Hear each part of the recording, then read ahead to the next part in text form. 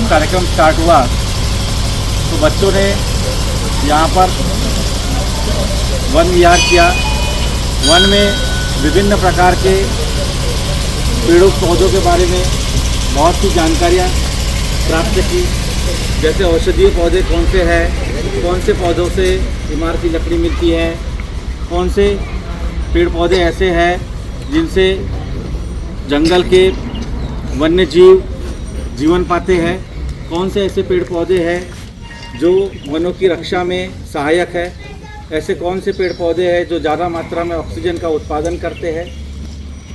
बहुत सी जानकारी यहाँ पर प्राप्त हुई और साथ में ये भी पता चला कि बच्चों को कि जंगल में जाने पर स्वयं अनुभव करके कैसे सीखा जाता है, क्योंकि बच्चों ने आज तक कभी वन विहार नहीं किया था। उन्होंने पहली बार वन का विहार किया और नज़दीक से सभी चीज़ों को देखा और जाना।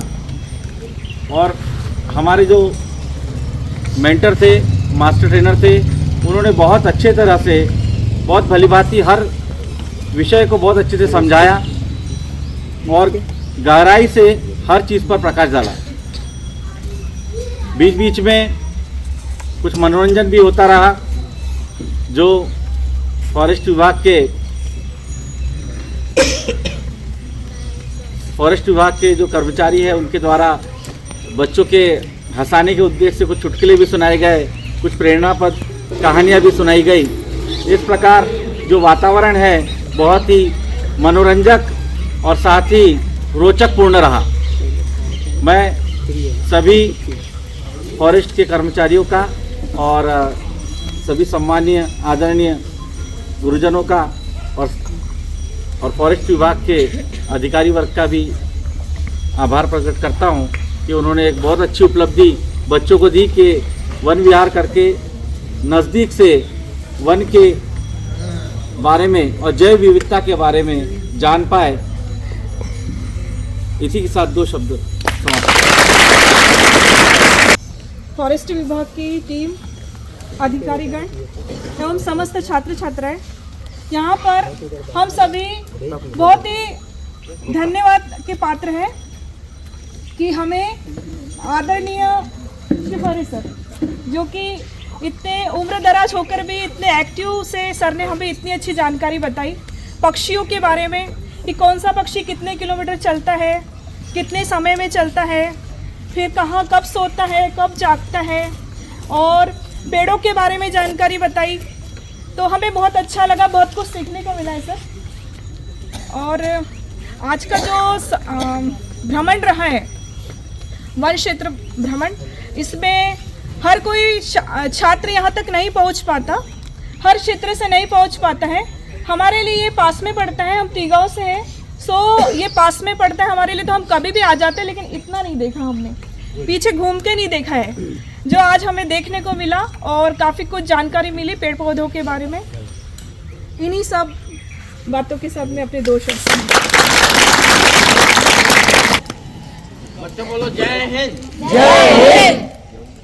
आदरणीय श्री एच.बी. हांडे सर, विकासखंड शिक्षा अधिकारी पांडुनाथ, आदरणीय हमारे अभिन्न मित्र और साथी श्री जे.पी. Shivare sir, master trainer MP eco tourism development board Bhopal, और हमारे साथी श्री प्रभुराम मुछाला जी, वन परिक्षेत्र अधिकारी, सभी सम्मानीय शिक्षकगणों का नाम तो मैं नहीं जानता हूं, पर सभी सम्मानीय शिक्षकगण, सभी सम्मानीय शिक्षिकाएं, गुरुजन और हमारे सभी वन विभाग के सभी स्टाफ और प्रिय छात्र और छात्राओं, जैसा कि आज आपने सुबह से देखा,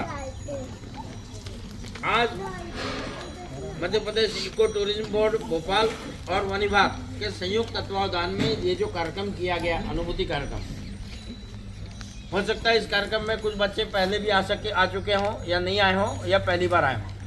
ये एक अनुभूति कार्यक्रम विशेष तौर पर आपके लिए बनाया गया है। इस अनुभूति कार्यक्रम का मुख्य उद्देश्य है कि आप सभी बच्चे जो वन क्षेत्रों के निकट शासकीय शालाओं में आप पढ़ते हैं, आपको वास्तव में वन के अंदर भ्रमण कराया जाए और वन के बारे में बताया जाए। क्यों किया ऐसा? मध्य प्रदेश शासन ने ऐसा क्यों सोचा? कोई बता सकता है? कोई भी एक बच्चा खड़ा होकर बताओ भाई। वन विभाग को क्या पड़ी है कि बच्चों को जंगल घुमाए? बताओ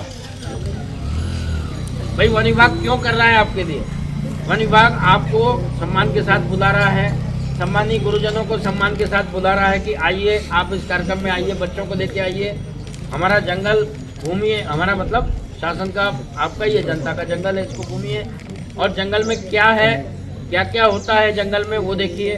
कौन कौन से वन्य प्राणी जंगल में रहते हैं, कौन से पक्षी रहते हैं, इन सब की जानकारी आपको देने के लिए बुलाया गया। ठीक है, आप अभी आपने देखा होगा यहाँ पर गुरुजनों ने भाषण दिया। एक बालक को और एक बालिका को यहाँ बुलाया गया। क्यों? इसलिए बुलाया गया कि आज के बच्चे कल का भविष्य हैं और अगर आपने क्या अनुभव किया, आज की अनुभूति क्या है, उसके बारे में आप शब्दों में अगर व्यक्त नहीं कर पाएंगे तो आप आगे नहीं बढ़ पाएंगे। आपको अपने आप में एक क्षमता विकसित करना होगी कि आपको अगर 50-100 लोगों के सामने स्टेज पे खड़ा कर दिया जाए और बोला जाए कि बच्चों इस बारे में बोलना है, तो आपको बोलना आना चाहिए। सर गलत है क्या? आदरणीय हांडे सर इस बात को मानते हैं और हम लोग भी मानते हैं, क्योंकि किसी जमाने में हम भी आपकी तरह बच्चे थे और स्कूल में पढ़ते थे। तो हमारे स्कूल में एक प्रतियोगिता होती थी, तात्कालिक भाषण प्रतियोगिता। उसमें क्या होता था कि आप अपना नाम दे दो, आपको खड़ा कर दे स्टेज पे, फिर एक पर्ची देते थे। उस पर्ची में लिखा होता था कि आपको इस विषय पे बोलना है। जानते हो होता है, कहीं होता है स्कूल में आपके? होता है सर? तो आप बच्चों में इतनी क्षमता होना चाहिए कि आपको पर्ची में लिख दें। जैसे पर्ची में लिख दिया मेरा प्रिय त्योहार, अपन निबंध लिखते हैं ना, तो लिखना अलग चीज है, आपको बोलना आना चाहिए। मेरा प्रिय पालतू पशु कौन है ना? मेरा सबसे अच्छा दोस्त आपको लिख के दे दिया जाए, आपको खड़ा कर दिया, तो आपको सबसे अच्छा दोस्त कौन है उसके बारे में बोलना आना चाहिए आपको। 5 मिनट तो ये क्षमता आप सभी में विकसित होना चाहिए। ठीक है ना? तो उसमें क्या है ना, मैं पहले खड़ा होता था कि साहब मैं बोलूँगा तात्कालिक भाषण, मेरे को कुछ भी लिख के दे दो, तो मैं आधे घंटे बोल देता था, तो मेरे को हमेशा प्राइज मिलता। तो वो बोले 10 मिनट हो गए, मैंने कहा नहीं अभी और है हमको बोलना।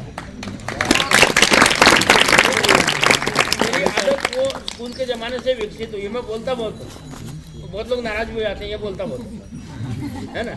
चलो ठीक है, चलता रहता है। तो मेरा आज का जो है ना वन विभाग का जो उद्देश्य है कि आपको वन और पर्यावरण के बारे में जानकारी दी जाए। क्यों? क्योंकि आज के बाद, अब आप ध्यान दीजिएगा, आज से 10 साल या 15 साल के बाद आप देखना ये समय आएगा, वन और पर्यावरण का महत्व इतना बढ़ जाएगा कि आपका मतलब एजुकेशन में मतलब जो है उसमें बाकायदा प्राइमरी से सिलेबस आएगा वन और पर्यावरण आएगा। अभी चल रहा है, अभी तो मिडिल क्लास में चल रहा है ना? पर्यावरण मिडिल और हाई स्कूल में चलता होगा। आओ हम बन जाए इस धरती के फूल, आओ हम बन जाए इस धरती के फूल, आओ हम बन जाए इस धरती के फूल। मिशन लाइफ को जीना है अब कर लिया मंजूर, आओ हम बन जाए इस धरती के फूल। छोटी छोटी अच्छी आदत लाती है खुशहाली, छोटी छोटी अच्छी आदत लाती है खुशहाली।